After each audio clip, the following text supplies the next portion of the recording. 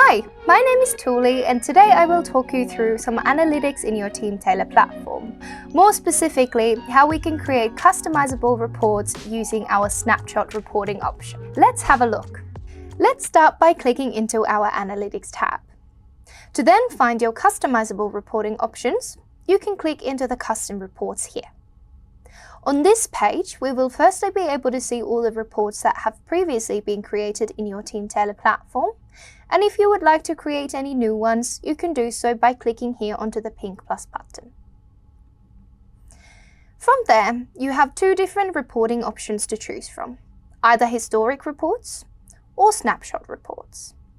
The difference in these two types of reportings is that the historic report will also include any of your deleted data, for example, deleted jobs or deleted candidates, whereas the snapshot will only show you data that is currently in your platform. Today we will have a look at the snapshot report option. When we click Next, you are provided with 4 different report types that we can create: job-specific ones, candidate-specific ones, job application-specific ones, or employee reports. We will go through all of these 4 options today, but we will start with the jobs option here. Also, good thing to note whenever you go to create a snapshot report, these are all always going to be in a data table format. When you first go to create a custom report, you will by default only see 5 fields displayed on this preview view here. However, when you finish your report and you click Finish Editing, you will of course see all the info that you want. As for the actual reporting and building the report that you want to see, you will of course firstly have the option of adding filters. As you can see, here we have a lot of different filters to choose from.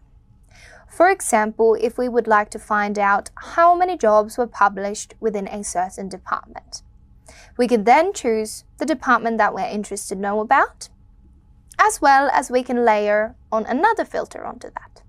For example, let's say now we would like to find out how many of those jobs were published within a certain time frame.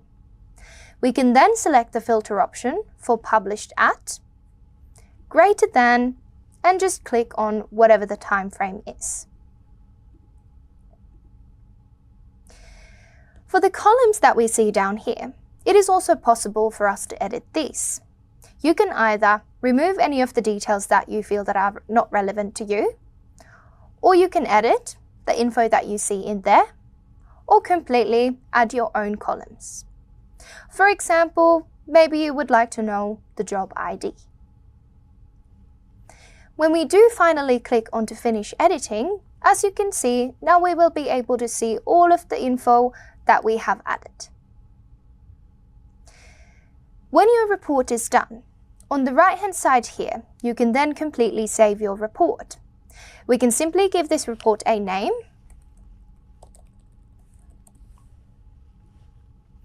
and once it has been saved, you will also have the opportunity of scheduling these reports. What scheduling means is that you can choose some users that you would like to frequently receive this report. We can choose the email, the time this report is going to be sent out, as well as how often and on what date it should be sent. You will also, of course, have the opportunity of exporting this info as a CSV file. Next, we have our candidate-specific custom report. From here, you can of course again customize the columns that you see in here to make sure that you're only seeing the relevant information, as well as you can of course filter onto these details as well. In your filtering options in the candidate view, you will also be able to find any kind of candidate custom fields that you may have created. Next, we have our job application report type. And what's great about this report option is that it allows you to combine your jobs data as well as your candidate data.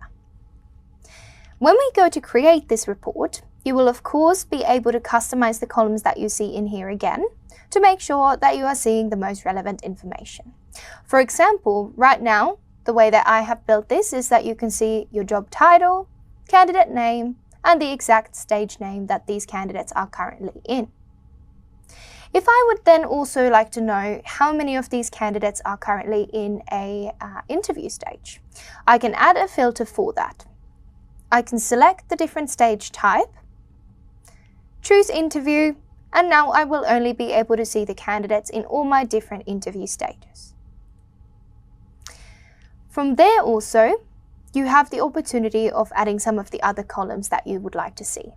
Let's say that we would also like to find out where these candidates have applied from. For that, we can choose the option of referring site. And then it would simply display if these candidates have, for example, come through Indeed, LinkedIn, your normal careers site, or anywhere along the lines.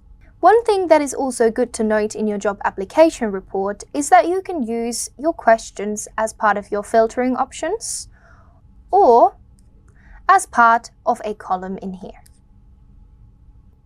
The last report type that we have within the snapshot reports is your employees.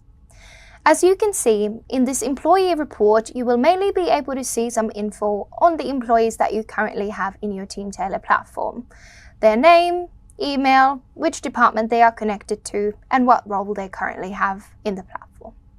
Good to also know that there is no limit on how many of these reports you can build into your Teamtailor platform. Also, if you feel that some of your existing reports are missing some important information, you can always click onto that and edit the contents that you see in here. Also, by clicking onto the three dots that we see in here, you can simply completely delete any of the reports that you don't feel that are relevant in your platform anymore. Thank you for watching. Now remember that if you encounter any issues or if you have questions, you can always reach out to our support team via the chat in your Teamtailor platform. Happy recruiting!